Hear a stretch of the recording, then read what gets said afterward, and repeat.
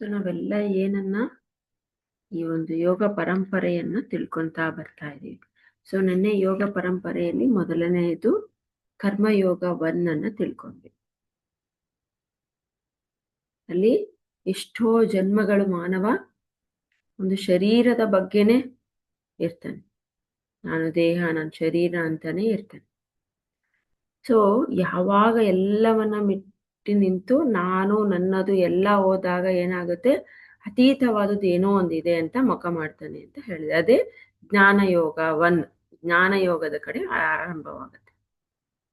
ಆಗ ಅವನಿಗೆ ಏನಾಗುತ್ತೆ, ನಾನು ಮಾನವ ಅಲ್ಲ, ಶರೀರ ಅಲ್ಲ, ಈ ದೇಹ ಅಲ್ಲ, ಆತ್ಮ ಅಂತ ಅರ್ಥ ಆಗುತ್ತೆ. ಅಲ್ಲಿ ಜ್ಞಾನಯೋಗ 1 ಅನ್ನೋದು ಗೊತ್ತಾಗ್ತಾ ಹೋಗುತ್ತೆ. ಯಾವಾಗ ಅವನು ನಾನು ನನ್ನದು ಅನ್ನೋದು ಬಿಡ್ತಾನೆ, ಆಗ ಗೊತ್ತಾಗ್ತಾ ಹೋಗುತ್ತೆ ನಾನು ದೇಹ ಅಲ್ಲ, ಆತ್ಮ, ದೇಹಕ್ಕಿಂತ ಅತೀತವಾದದ್ದು ಏನೋ ಇದೆ. ಅದೇ ಜ್ಞಾನಯೋಗ 1 ಅನ್ನೋದು ಆರಂಭವಾಗುತ್ತೆ. ಯಾವಾಗ ಅವನಿಗೆ ದೇಹ ಅಲ್ಲ, ನಾನು ಶರೀರ ಅಲ್ಲ, ಆತ್ಮ ಅಂತ ಗೊತ್ತಾಗುತ್ತೆ, ಸೊ ಮರಣದ ನಂತರ ಏನಿದೆ, ಸ್ವರ್ಗ ನರಕ ಎಲ್ಲಿದೆ, ಎಷ್ಟು ಲೋಕಗಳಿವೆ, ಎಷ್ಟು ಶಕ್ತಿ ಇದೆ, ನಿಮಗೆಲ್ಲ ಗೊತ್ತಿದೆ. ಗಾಳಿಯಲ್ಲಿ ಹಾರಬಹುದು, ನೀರಿನ ಮೇಲೆ ನಡೆಯಬಹುದು. ಆಮೇಲೆ ನಾನೇ ಆತ್ಮ ಪದಾರ್ಥ ಅಂತ ತಿಳಿದಾಗ ಇವೆಲ್ಲ ಅನ್ನೋದು ಗೊತ್ತಾಗುತ್ತೆ. ಆವಾಗ ಶಕ್ತಿಯ ಪ್ರಭಾವ ಗೊತ್ತಾಗುತ್ತೆ, ನನಗೆ ಸಾವಿಲ್ಲ ಅನ್ನೋದು ಗೊತ್ತಾಗುತ್ತೆ. ತಂದೆ ತಾಯಿ ಇವೆಲ್ಲ ಬಂಧಗಳು, ಗಂಡ ಹೆಂಡತಿ ಮಕ್ಕಳು ಬಂಧಗಳು, ದುಃಖ ಸಂತೋಷ ಆನಂದ ಎಲ್ಲಿದೆ, ಇದೆಲ್ಲ ವೈಭೋಗ, ಇವೆಲ್ಲ ತಿಳಿತಾ ಹೋಗುತ್ತೆ. ನಾವು ಮರಣ ನಂತರ ಯಾವ ಲೋಕಕ್ಕೆ ಹೋಗ್ತೀವಿ, ಅದರ ಬಗ್ಗೆ ಅವನಿಗೆ ಎಲ್ಲಾ ಪ್ರಶ್ನೆಗಳು ಮೂಡ್ತಾ ಹೋಗುತ್ತೆ. ಯಾಕಂದ್ರೆ ಅವನ ದೇಹ ಅಲ್ಲ ಅಂತ ಗೊತ್ತಾಗಿದೆ.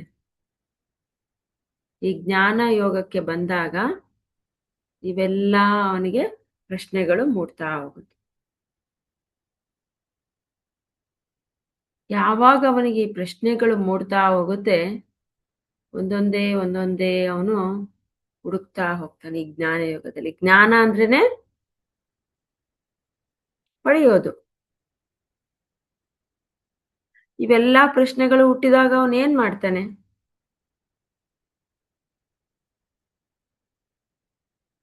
ಉಪನ್ಯಾಸಗಳು ಅಥವಾ ಪುಸ್ತಕಗಳು ಅಥವಾ ಯಾರೋ ಹೇಳಿದ್ದನ್ನ ಕೇಳ್ತಾ ಹೋಗ್ತಾನೆ, ಹುಡುಕ್ತಾ ಹೋಗ್ತಾನೆ ಈ ಪ್ರಶ್ನೆಗಳಿಗೆಲ್ಲ ಉತ್ತರಗಳನ್ನು. ನಾನು ದೇಹ ಅಲ್ಲ, ಆತ್ಮ ಪದಾರ್ಥ ಅಂತ ಗೊತ್ತಾಗುತ್ತೆ. ಹಾಗಾದ್ರೆ ಹೇಗೆ ಆತ್ಮ ಪದಾರ್ಥ ಅಂದ್ರೆ ಎಲ್ಲಿರುತ್ತೆ, ಹೇಗಿರುತ್ತೆ, ಮರಣದ ನಂತರ ಏನಾಗುತ್ತೆ, ಆನಂದ ಅನ್ನೋದು ಎಲ್ಲಿಂದ ದೊರೆಯುತ್ತೆ, ದುಃಖ ಹೋಗ್ಬೇಕು ಅಂದ್ರೆ ಏನ್ ಮಾಡ್ಬೇಕು, ಈ ಎಲ್ಲದಕ್ಕೂ ಜ್ಞಾನವನ್ನ ಹುಡುಕ್ತಾ ಹೋಗ್ತಾನೆ. ಅದೇ ಜ್ಞಾನಯೋಗ 1. ಈ ಜ್ಞಾನಯೋಗ 1 ಅಲ್ಲಿ ಮತ್ತೆ 4 ಹಂತಗಳಾಗಿ ಮಾಡ್ತೀವಿ. ಸೊ ನಮಗೆ ಆಲ್ರೆಡಿ ಗೊತ್ತಿದೆ 5 ಫಿಂಗರ್ ಕಾನ್ಸೆಪ್ಟ್, ಶ್ರವಣ ಮನನ ನಿಧಿಧ್ಯಾಸ. ಅದೇ ಇಲ್ಲೇನಾಗುತ್ತೆ, ಈ ಜ್ಞಾನಯೋಗ 1 ಅಲ್ಲಿ 4 ಹಂತಗಳಾಗಿ ಬರುತ್ತೆ. ಶ್ರವಣ ಮೊದಲನೇ ಹಂತ ಸ್ಟೇಜ್ ಎ, ಎರಡನೇದು ಮನನ ಸ್ಟೇಜ್ 3, ನಿಧಿಧ್ಯಾಸ, ನಾಲ್ಕನೇದು ಸಾಕ್ಷಾತ್ಕಾರ.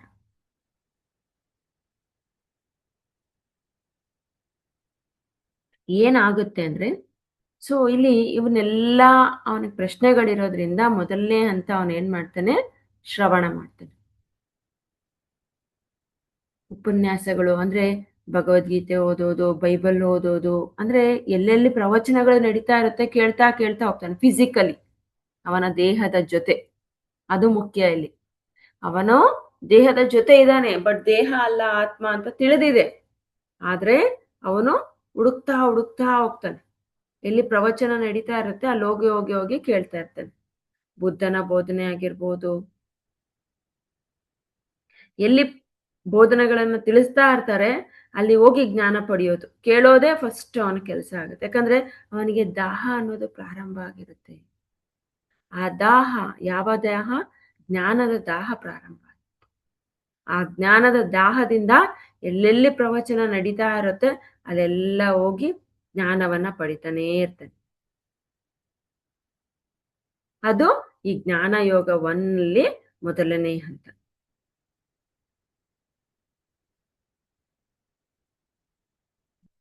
ಜ್ಞಾನ ಯೋಗ ಒನ್ನಲ್ಲಿ ಮೊದಲನೇ ಹಂತದಲ್ಲಿ ಕೇಳ್ತಾ ಕೇಳ್ತಾ ಕೇಳ್ತಾ ಆ ಜ್ಞಾನವನ್ನ ಏನ್ ಮಾಡ್ತಾನೆ? ಮನನ ಮಾಡ್ಕೊಂತಾನೆ. ಯಾವ್ಯಾವ ಜ್ಞಾನವನ್ನ ಪಡೆದಿರ್ತಾನೆ ಈ ಪ್ರವಚನಗಳು, ಎಲ್ಲೆಲ್ಲಿ ಬುದ್ಧನ ಪ್ರವಚನ ಆಗಿರಬಹುದು ಅಥವಾ ಭಗವದ್ಗೀತೆ ಹೇಳಿರ್ಬೋದು, ಎಲ್ಲವನ್ನ ಏನ್ ಮಾಡ್ತಾನೆ? ಆ ಜ್ಞಾನವನ್ನ ಬಂದು ಮನನ ಮಾಡ್ಕೊಂತಾನೆ. ಮನನ ಮಾಡೋದು ಅಂದ್ರೆ ಆಲೋಚನೆ ಮಾಡ್ತಾನೆ. ಸರಿನಾ? ಹೌದು, ಇದಾದ್ರೆ ಹೇಗಾಗುತ್ತೆ? ಅಲ್ಲಿ ಅವನು ತನ್ನ ಆಲೋಚನಾ ಶಕ್ತಿಯನ್ನ ಬಳಸ್ತಾ ಹೋಗ್ತಾನೆ ಮನನ ಮಾಡ್ಕೊಂಡು.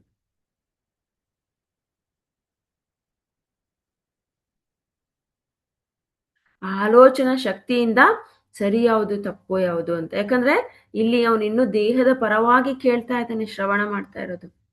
ಅದಕ್ಕೋಸ್ಕರ ದೇಹದ ಪರವಾಗಿನೇ ಮನನ ಮಾಡ್ಕೊಂಡು ಅವನು ಜ್ಞಾನದ ದಾಹದಿಂದ ಅದನ್ನ ಆಲೋಚನೆ ಮಾಡ್ತಾನೆ. ಇದನ್ನ ತಗೊಂಡ್ರೆ ನನಗೆ ಆನಂದ ಸಿಗುತ್ತಾ? ಇದನ್ನ ತಗೊಂಡ್ರೆ ನನ್ ದುಃಖ ನಿವಾರಣೆ ಆಗತ್ತಾ? ನಾನು ಅದನ್ನ ಕೇಳೋದ್ರಿಂದ ನಾನು ಬೇರೆ ಲೋಕಗಳಿಗೆ ಹೋಗ್ಬಹುದು ಮರಣದ ನಂತರ. ಅದೆಲ್ಲವನ್ನ ಮನನ ಮಾಡ್ಕೊಂತಾನೆ. ಅದನ್ನ ಮನನ ಮಾಡಿಕೊಂಡು ನಿಧಿಧ್ಯಾಸ ಮಾಡ್ತಾ ಹೋಗ್ತಾನೆ. ಏನಿದು ನಿಧಿಧ್ಯಾಸ?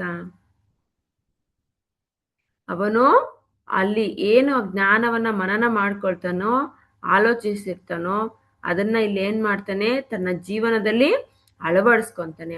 ಅಲ್ಲಿ ಆಲೋಚನೆ ಮಾಡಿರ್ತಾನೆ, ಓಕೆ ಇದು ಮಾಡೋದ್ರಿಂದ ನನಗೆ ಆನಂದ ಸಿಗುತ್ತೆ, ಓಕೆ ಮಾಡೋಣ. ಅದೇ ನಿಧಿಧ್ಯಾಸ. ಅಭ್ಯಾಸ. ನಿಧಿಧ್ಯಾಸ. ನಮಗೆ ಏನ್ ಹೇಳಿದರೆ ಜ್ಞಾನವನ್ನ ಪಡೆದಿದ್ದೀವಿ ಅದರ ಮೇಲೆ ಗಮನವನ್ನ ಇಡೋದೇ ನಿಧಿಧ್ಯಾಸ. ಅಂದ್ರೆ ಅಭ್ಯಾಸದಲ್ಲಿ ತಗೊಳ್ಳೋದು.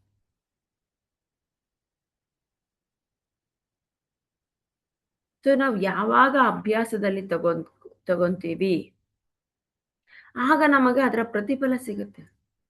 ಅದೇ ಸಾಕ್ಷಾತ್ಕಾರ. ಅಭ್ಯಾಸದಲ್ಲಿ ತಗೊಂಡಾಗ ಅಲ್ಲೇನಾಗುತ್ತೆ? ಸುಖನೋ ದುಃಖನೋ ಕತ್ತಲುನೋ ಬೆಳಕುನೋ ಎಲ್ಲ ಒಬ್ನೇ ಏನ್ ಮಾಡ್ತಾನೆ? ಸಾಕ್ಷಿಯಾಗಿ ನೋಡ್ತಾ ಹೋಗ್ತಾನೆ.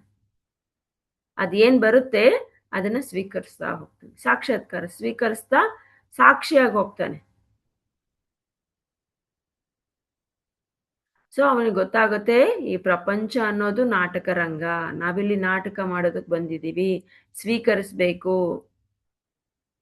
ಯಾಕಂದ್ರೆ ಅವನು ಮನನ ಮಾಡ್ಕೊಂಡಿರ್ತಾನೆ. ಅದರಲ್ಲಿ ಸರಿಯಾದದನ್ನ ಆಲೋಚನೆ ಮಾಡಿ ಆಯ್ಕೆ ಮಾಡಿಕೊಂಡು ಅಭ್ಯಾಸದಲ್ಲಿ ತೊಡಗಿಸ್ಕೊಂತಾನೆ. ಆ ಅಭ್ಯಾಸದಲ್ಲಿ ತೊಡಗಿಸ್ಕೊಂಡ ನಂತರ ಅದಕ್ಕೆ ಏನ್ ಮಾಡ್ತಾನೆ? ಸಾಕ್ಷಿ ಆಗ್ತಾ ಹೋಗ್ತಾನೆ. ಅದು ದುಃಖನೂ ಬರ್ಲಿ, ಸುಖನೇ ಬರ್ಲಿ, ಏನೇ ಬರ್ಲಿ. ಯಾಕಂದ್ರೆ ಅವನಿಗೆ ಗೊತ್ತಾಗಿದೆ ಇದು ದೇಹ ಅಲ್ಲ ಆತ್ಮ ಅಂತ. ನಾವಿಲ್ಲಿ ಮಾಡ್ತಾ ಇರೋದು ನಾಟಕ ಅಂತ ಗೊತ್ತಾಗಿದೆ.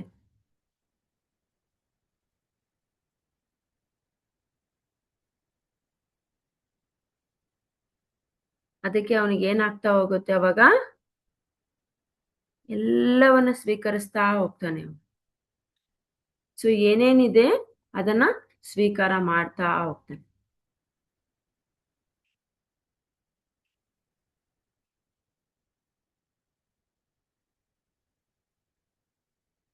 ಸೊ ಇಲ್ಲಿ ಏನನ್ನ ಅವರು ಕೇಳಿರ್ತಾರೆ, ಶ್ರವಣ ಎಷ್ಟೋ ಪ್ರವಚನಗಳನ್ನ ತುಂಬಾ ಕೇಳಿರ್ತಾರೆ, ಬಟ್ ಅದರಲ್ಲಿ ಸರಿಯಾದದನ್ನ ಆಯ್ಕೆ ಮಾಡ್ತಾ ಹೋಗ್ತಾರೆ. ಅದು ನಮಗೆ ಇಲ್ಲಿ ಮುಖ್ಯ ಆಗುತ್ತೆ.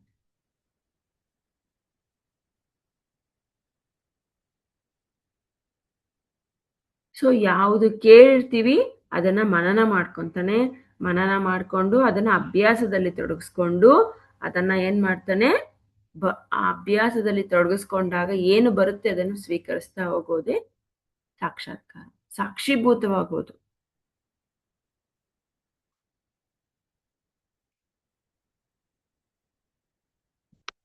ಸೊ ಅಲ್ಲಿ ಏನ್ ಮಾಡ್ತಾನೆ ಅದು ಅನ್ನೋದು ಮುಖ್ಯ ಆಗುತ್ತೆ. ಅವನಿಗೆ ಸಾಕ್ಷೀಭೂತವಾಗಿ ಈಗ ಉದಾಹರಣೆ ಪ್ರಪಂಚ. ಈ ಪ್ರಪಂಚ ಅನ್ನೋದು ನಾಟಕದ ರಂಗಭೂಮಿ ಹೇಗಿದೆ ಹಾಗೆ ಈ ಪ್ರಪಂಚ. ಅಲ್ಲಿ ಹೇಗೆ ಒಬ್ಬೊಬ್ರು ಬಂದು ಒಂದೊಂದು ಪಾತ್ರವನ್ನ ಮಾಡ್ತಾರೆ, ಹಾಗೆ ಈ ಪ್ರಪಂಚದಲ್ಲಿ ಕೂಡ ಒಬ್ಬೊಬ್ಬ ಮಾನವ ತನ್ನ ತನ್ನ ನಾಟಕವನ್ನ ಪ್ರದರ್ಶಿಸಿ ಮುಗಿಸ್ತಾನೆ ಅನ್ನೋದು ಅವನಿಗೆ ತಿಳಿತಾ ಹೋಗುತ್ತೆ. ಅವನ ಜೀವನದಲ್ಲಿ ಕತ್ತಲು ಇರ್ಲಿ, ದುಃಖ ಇರ್ಲಿ, ನೋವಿರ್ಲಿ, ನಲಿವಿರ್ಲಿ ಎಲ್ಲವನ್ನು ಸ್ವೀಕರಿಸ್ತಾ ಹೋಗ್ತಾನೆ. ಯಾಕಂದ್ರೆ ಅವನು ತಿಳ್ಕೊಂಡ್ಬಿಟ್ಟಿದ್ದಾನೆ ಇದು ದೇಹಕ್ಕೆ ಮಾತ್ರ. ಆಲ್ರೆಡಿ ಅವನಿಗೆ ಆ ಅರಿವು ಆಗೋಗಿದೆ.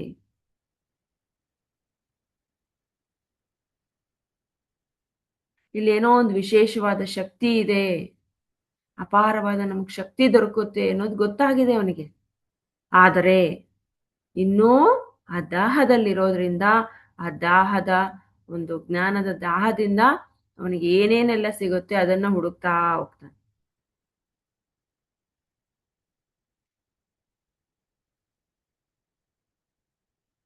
ಇನ್ನು ಅಲ್ಲೇ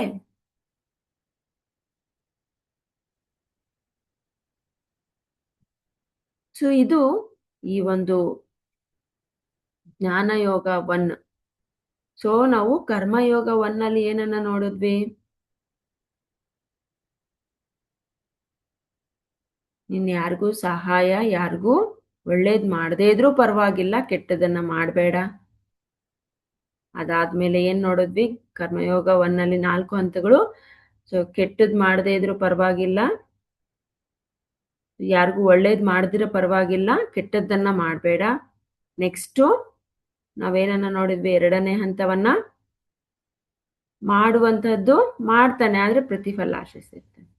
3ನೇ ಹಂತ ಯಾವುದೇ ಪ್ರತಿಫಲವನ್ನ ಆಶಿಸದೆ ಕೆಲಸ ಮಾಡ್ತಾ ಹೋಗ್ತಾನೆ. 4ನೇದು ನಾನು ನನ್ನದು ಅನ್ನೋ ಕರ್ತೃತ್ವ ಭಾವನೆನೇ ಅವನಿಗಿರಲ್ಲ. ಅಲ್ಲಿ ಅವನಿಗೆ ಪ್ರಾರಂಭ ಆಗುತ್ತೆ.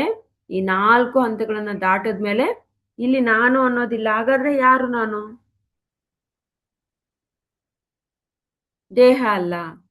ಅಲ್ಲಿ ಅವನಿಗೆ ಆ ಒಂದು ಭಾವನೆಯಿಂದ ಅವನಿಗೆ ಜ್ಞಾನದ ಕಡೆಗೆ ಅವನ ಗಮನ ಹೋಗುತ್ತೆ. ಆಗ ಆ ಕರ್ಮಯೋಗ 1 ಅನ್ನೋದು ಮುಗ್ದು ಈ ಜ್ಞಾನಯೋಗ 1 ಅನ್ನೋದು ಪ್ರಾರಂಭ ಆಗುತ್ತೆ. ಯಾಕಂದ್ರೆ ಜ್ಞಾನ ಅಲ್ಲಿ ದೇಹ ಅಲ್ಲ ಆತ್ಮ ಅಂತ ಗೊತ್ತಾದಾಗ ಏನಿದೆ? ಹಾಗಾದ್ರೆ ಆತ್ಮ ಅಂದ್ರೆ ಏನು? ಆತ್ಮ ಪದಾರ್ಥ. ಅದನ್ನ ಹುಡುಕ್ತಾ ಈ ಜ್ಞಾನಯೋಗ 1 ಅಲ್ಲಿ ಹೋಗ್ತಾನೆ. ಅಲ್ಲಿ 4 ಹಂತಗಳನ್ನ ಮತ್ತೆ ನಾವು ತಿಳ್ಕೊಂತೀವಿ. ಶ್ರವಣ, ಮನನ, ನಿಧಿಧ್ಯಾಸ, ಸಾಕ್ಷಾತ್ಕಾರ. ಇದೆಲ್ಲ ಈ ನಮಗೆ ಧ್ಯಾನ ಸಿಗೋದಕ್ಕಿಂತ ಮುಂಚಿತವಾಗಿರುವಂತಹ ಜನ್ಮಗಳು. ಈಗ ನಮಗೆ ಏನಾಗಿದೆ? ಬಂದಿರ್ತಕ್ಕಂಥದ್ದು ದೇಹಕ್ಕೆ ಅಂತ ಗೊತ್ತಾಗಿದೆ. ಇದೆಲ್ಲವನ್ನ ದಾಟಿ ನಮಗೆ ಈಗ ನೆಕ್ಸ್ಟ್ ಸಿಗ್ತಕ್ಕಂಥದ್ದು ಯಾವುದೋ ಶಕ್ತಿ ಇದೆ ಅಂತ ಗೊತ್ತಾಗಿದೆ. ನಮ್ಗೆ ಅಪಾರವಾದ ಶಕ್ತಿ ದೊರಕುತ್ತೆ. ಎಲ್ಲಿಂದ ದೊರಕುತ್ತೆ ಆ ಶಕ್ತಿ? ಹೇಗ್ ದೊರಕುತ್ತೆ ನಮಗೆ ಶಕ್ತಿ ಅನ್ನೋದನ್ನ ನಾವು ಹುಡುಕ್ತಾ ಹೋದ್ರೆ ನಮಗೆ ನಮ್ಮಲ್ಲಿ ಏನೋ ವಿಶೇಷವಾದ ಶಕ್ತಿ ಇದೆ ಅನ್ನೋದನ್ನ ನಾವಿಲ್ಲಿ ತಿಳ್ಕೊಂತೀವಿ. ಈ 4 ಅಭ್ಯಾಸದಲ್ಲಿ ದೊಡ್ಕೋದ್ಮೇಲೆ ದುಃಖ, ಸುಖ, ನೋವು, ನಲಿವು ಎಲ್ಲ ಸ್ವೀಕಾರ ಮಾಡ್ತೀವಿ. ಆ ಸ್ವೀಕಾರ ಮಾಡೋದಕ್ಕೆ ನಮ್ಮಲ್ಲಿ ಅಪಾರವಾದ ಶಕ್ತಿ ಇದೆ. ಹಾಗಾದ್ರೆ ಆ ಶಕ್ತಿ ಎಲ್ಲಿಂದ ದೊರಕುತ್ತೆ, ಎಲ್ಲಿಂದ ಬರುತ್ತೆ ಅನ್ನೋದನ್ನ ನಾವು ಹುಡುಕ್ತೀವಿ. ಆಗ ನಮ್ಮ ಒಂದು ಒಲವು ಎಲ್ಲೋಗುತ್ತೆ? ಧ್ಯಾನದ ಕಡೆ ಹೊರಟೋಗುತ್ತೆ. ಅದೇ ನೆಕ್ಸ್ಟ್ ರಾಜಯೋಗ, ಕಿಂಗ್ ಆಫ್ ಯೋಗಸ್. ಆ ಶಕ್ತಿ ಎಲ್ಲಿಂದ ಬರ್ತಿದೆ? ನಮಗೆ ಹೇಗ್ ದೊರಕ್ತಾ ಇದೆ? ಇನ್ನೂ ನಮ್ಮ ಶಕ್ತಿಯನ್ನು ಹೆಚ್ಚು ಮಾಡ್ಕೋಬೇಕಾದ್ರೆ ಏನ್ ಮಾಡ್ಬೇಕು? ನಾವು ಈಗ ಯಾವುದೇ ದುಃಖ ಬರ್ಲಿ, ಏನೇ ಕಷ್ಟ ಬರ್ಲಿ ಸ್ವೀಕರಿಸ್ತಾ ಇರ್ತಾನೆ ಆ ಹಂತದಲ್ಲಿರ್ತಕ್ಕಂಥ ಮಾನವ. ಆದ್ರೂ ಇನ್ನೂ ಹೆಚ್ಚು ಸ್ವೀಕರಿಸುವಂತ ಶಕ್ತಿ ನನಗೆ ಇನ್ನೂ ಜಾಸ್ತಿ ಬೇಕು. ಆಗ ಅವನ ಶಕ್ತಿಯನ್ನು ಅವನು ಹುಡುಕ್ತಾ ಹುಡುಕ್ತಾ ಹುಡುಕ್ತಾ ಹೋಗಿ ಈ ಧ್ಯಾನದ ಕಡೆ ತಿರುಗ್ತಾನೆ. ಆಗ ರಾಜಯೋಗ ಅನ್ನೋದು ಪ್ರಾರಂಭ. ಅಲ್ಲಿವರೆಗೂ ಬರೀ ಅವನು ಜ್ಞಾನ ಬೇಕು ಅನ್ನೋದಷ್ಟೇ ಗೊತ್ತಿತ್ತು, ಶಕ್ತಿಯ ಬಗ್ಗೆ ಅವನಿಗೆ ಗೊತ್ತಿರ್ಲಿಲ್ಲ.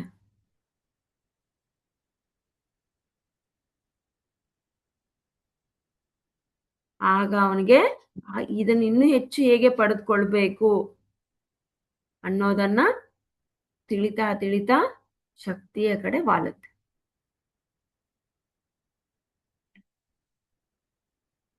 ಆಗ ಅವನು ರಾಜಯೋಗದ ಕಡೆ ಗೊತ್ತಾಗತ್ತೆ. ಅಲ್ಲಿ ಅವನು ಯಾವ ಯಾವ ರೀತಿಯ ಬದಲಾವಣೆ ಆಗುತ್ತೆ ಈ ರಾಜಯೋಗದಲ್ಲಿ. ಸೊ ಇಷ್ಟು ಜ್ಞಾನಯೋಗ ಮಾಸ್ಟರ್ಸ್ 1 ಇದು.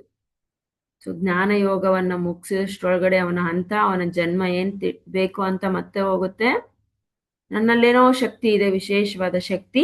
ಆ ಶಕ್ತಿಯನ್ನು ಹೆಚ್ಚು ಮಾಡ್ಕೋಬೇಕು ಅಂದ್ರೆ ಏನ್ ಮಾಡ್ಬೇಕು, ಆ ಶಕ್ತಿಯನ್ನು ಹೆಚ್ಚಿಸೋದು ಹೇಗೆ ಅನ್ನೋದ್ರ ಕಡೆ ಮತ್ತೆ ಜನ್ಮ ಬದಲಾವಣೆ ಆಗತ್ತೆ. ಆಗ ಅವನ ಜನ್ಮ ಏನ್ ಪಡೆಯುತ್ತೆ, ಈ ಧ್ಯಾನವನ್ನ ಪಡೆಯುತ್ತೆ. ಅದು ರಾಜಯೋಗ. ಅದನ್ನು ನಾಳೆ ತಿಳಿದುಕೊಳ್ಳೋಣ. Thank you very much master.